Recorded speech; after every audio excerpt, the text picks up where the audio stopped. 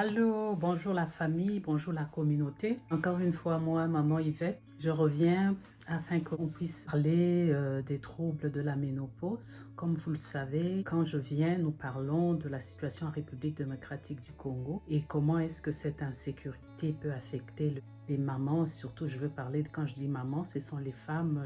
On s'intéresse principalement ici aux femmes qui vivent la préménopause, ménopause et postménopause. Donc, comme d'habitude, nous choisissons deux symptômes. Puis, aujourd'hui, nous allons parler de la fatigue. Et en jargon médical, on parle d'asthénie. Chez la femme en préménopause, ménopause ou postménopause, certaines femmes expérimentent une fatigue exagérée. Aussi, nous allons parler des troubles de sommeil pendant la ménopause. C'est ce qu'on appelle l'insomnie. Donc, par rapport à la fatigue, aujourd'hui, nous allons plus nous focaliser normalement dans cette catégorie-là. Comme nous le savons, avec l'âge, les personnes commencent à expérimenter certaines fatigues dans les jambes. Par rapport à la fatigue généralisée, souvent, commence dans les jambes. C'est pour cela que je vais plus me focaliser sur la fatigue dans les jambes et qu'est-ce que nous pouvons faire pour éviter que cela nous arrive. Pourquoi les jambes? Nous allons voir que nos jambes font partie de la partie de notre corps qui contient le plus gros muscle de notre organisme. Quand nous regardons nos cuisses, nous regardons nos jambes, nous allons voir qu'il y a plusieurs muscles comme le muscle du mollet. Certaines personnes, certains auteurs disent même que les muscles du mollet sont considérés comme notre deuxième cœur. Pourquoi est-ce que nous devons vraiment faire attention à nos muscles des jambes et des cuisses? Parce que quand nous le savons, nous avons dans notre corps le sang. Et c'est dans le sang que circulent divers éléments, comme j'avais parlé l'autre fois des hormones qui circulent dans notre sang. Alors, le sang quitte notre cœur, va vers notre poumon, et puis il est oxygéné, et il est par la suite distribué dans tout notre corps. Après avoir été distribué dans notre corps, il arrive dans nos jambes, et il doit encore remonter pour aller vers le cœur, qu'ensuite il va dans le poumon pour recevoir l'oxygène et encore est distribué dans le corps.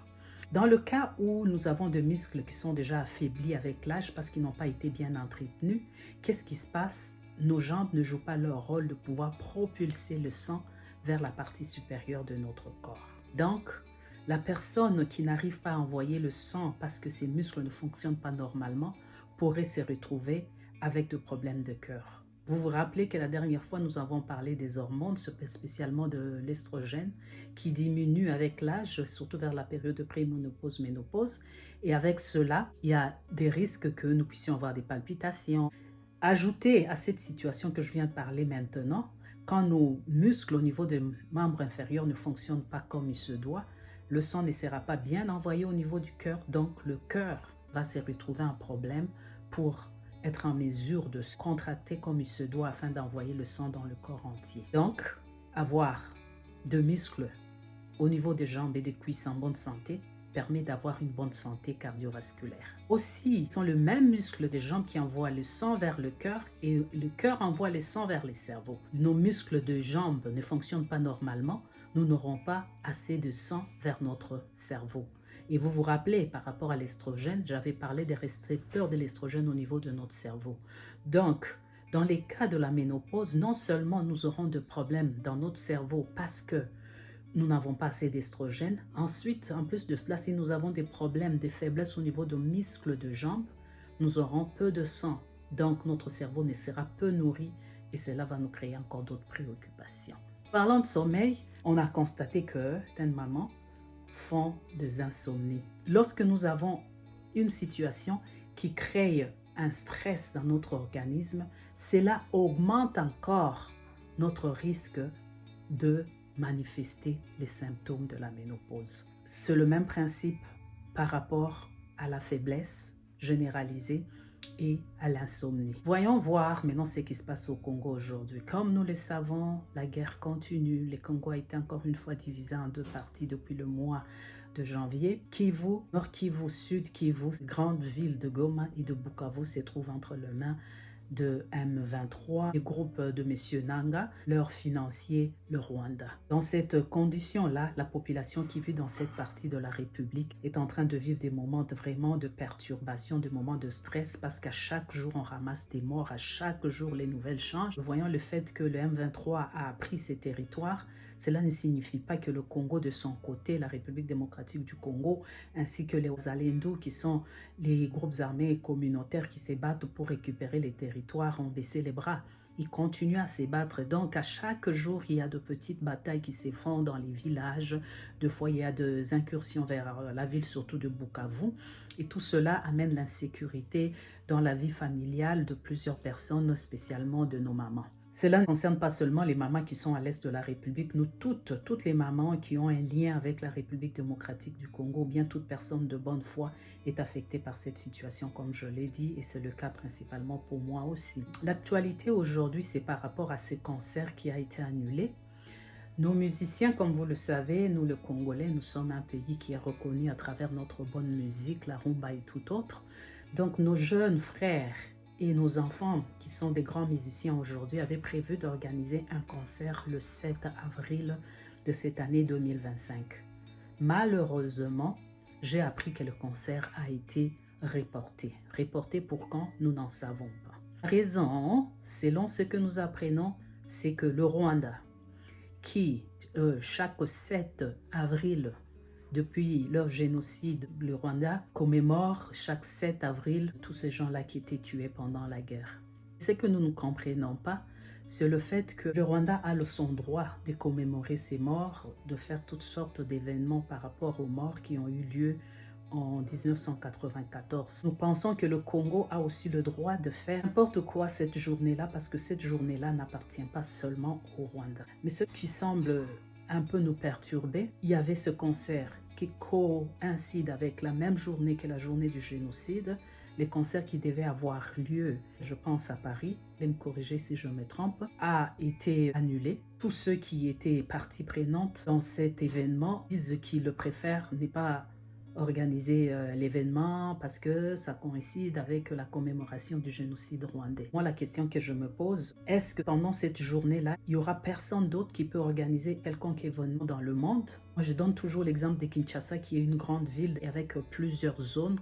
Quand il y a un problème dans la commune, par exemple, de Gombe, pendant une journée, est-ce que pendant la même journée, il ne pourrait pas y avoir un autre problème dans une autre commune, comme par exemple, je dirais Lemba, je dirais Selembao, je dirais un peu plus loin Sélé, Maluku. Quand les gens de Maluku sont endeuillés, ils sont en train de pleurer une personne, les gens à Gombe ne peuvent pas célébrer une fête d'anniversaire ou bien une fête de mariage. Inversement, est-ce qu'on ne peut pas avoir deux deuils, un deuil à Maluku, un autre deuil à Gombe? C'est là que je ne comprends pas cette situation-là. C'est quoi la balance? Parce que les Rwandais sont en train de pleurer, les Congolais ne peuvent pas non plus pleurer leur mort. Les gens pourraient un peu réfléchir sur cette situation-là, essayer de voir comment est-ce que nous pouvons aussi revendiquer notre droit de concert, surtout que le concert n'avait pas pour but d'aller s'amuser. Le but, c'était de faire une collecte d'argent afin de soutenir les déplacés à l'est de la République démocratique du Congo. Revenons sur les symptômes, parce que nous les mamans, nous sommes vraiment déstabilisés par cette situation de guerre, et heureusement, c'est en apprenant par rapport à notre corps, par rapport à la ménopause, que nous pouvons savoir comment nous prendre en charge. Donc quand on se retrouve dans cette situation-là de faiblesse au niveau des jambes, de faiblesse généralisée, nous pouvons attaquer les jambes et savoir comment éviter que nos jambes s'affaiblissent davantage. Je propose 3 façons. La première, c'est l'exercice physique. La deuxième, c'est la nutrition. L'hydratation fait partie aussi de la nutrition. La troisième catégorie, c'est le style de vie en général. Parlons nutrition. Il est important qu'à partir d'un certain âge, nous devons savoir l'importance de consommer des protéines. Pour une maman, pour éviter qu'on puisse développer des faiblesses généralisées, surtout des faiblesses au niveau de nos jambes, nous devons consommer approximativement 1,2 à 1,6 g de protéines par kilo de notre poids par jour. Où est-ce que nous allons trouver ces protéines? Il y en a de protéines partout dans nos aliments. On peut le trouver dans les haricots, la viande, dans le poisson, les produits laitiers, les grains comme les lentilles, les amandes, les arachides. Il y a de protéines. C'est très important de manger suffisamment de protéines quand on vit notre situation. En plus de cela, j'ai toujours insisté, on peut boire de l'eau, c'est très important. 8 verres d'eau par jour, c'est vraiment l'idéal. On ne peut pas seulement se limiter à l'eau, prendre des tisanes, non seulement nous aider à permettre à nos protéines que nous consommons bien être digérées dans notre organisme pour récupérer les parties essentielles. L'eau va nous permettre aussi de nous hydrater et désintoxiquer. Prenant les tisanes, il y a certaines tisanes qui ont de propriétés relaxantes et ça va nous aider à améliorer notre qualité de sommeil. Là, je peux parler par exemple de la camomille, la lavande. Je ne dis pas qu'on consomme la lavande, on peut avoir la lavande, la vaporiser dans notre maison, de la respirer, ça va nous relaxer, nous permettre d'avoir un bon sommeil. Il y a plusieurs tisanes ou bien plusieurs inhalateurs d'huile naturelle qui sont vraiment importants par rapport à notre sommeil. Là, j'ai parlé de sommeil, j'ai parlé de protéines pour les muscles, mais il y a beaucoup d'autres éléments qu'on peut prendre, par exemple pour nos os, nos articulations. Il y a les suppléments. Dans les suppléments, j'insiste encore sur la vitamine D, le calcium, il y a la vitamine K, la vitamine E, qui jouent de rôle antioxydant, la diminution de l'inflammation au niveau des genoux, de nos articulations d'une manière générale. Il y a l'exercice physique. On fera des exercices physiques qui focalisent plus au niveau de mollet. Comme je l'ai dit que le mollet, c'est notre deuxième cœur qui peut propulser le sang qui vient de membre inférieur pour remonter vers le corps en général. Il y a les squats, on peut sauter la corde. J'ai vu quelque part où on a présenté un mini trampoline. Sauter sur le trampoline, c'est une sorte d'exercice physique qui aide vraiment par rapport au mollet, par rapport aux membres inférieurs. Et puis, c'est un bel exercice parce qu'il n'est pas très dur sur nos articulations. J'ai parlé de la nutrition, j'ai parlé de l'exercice physique. Style de vie maintenant. Par rapport au style de vie, la socialisation, un peu de distraction, ça nous aide vraiment, surtout par rapport à notre sommeil. Quand on socialise, on fait des petites activités, ça nous détend, ça nous relaxe, de sorte que quand on rentre vers le soir un peu fatigué, on peut facilement dormir. Donc, c'est ça la situation d'aujourd'hui. Il y a aussi un autre élément que je ne l'ai pas vraiment élaboré dessus, mais il faut penser aussi à cette situation où on parle des négociations avec le M23. Personnellement, je pense que ce n'est pas une bonne idée d'aller négocier avec un groupe armé parce qu'au Congo, il y a plusieurs groupes armés. Le fait de négocier avec un groupe armé fera de sorte que les autres groupes armés qui vont sentir l'injustice pourraient aussi insister et continuer la guerre et nous n'aurons pas une solution durable.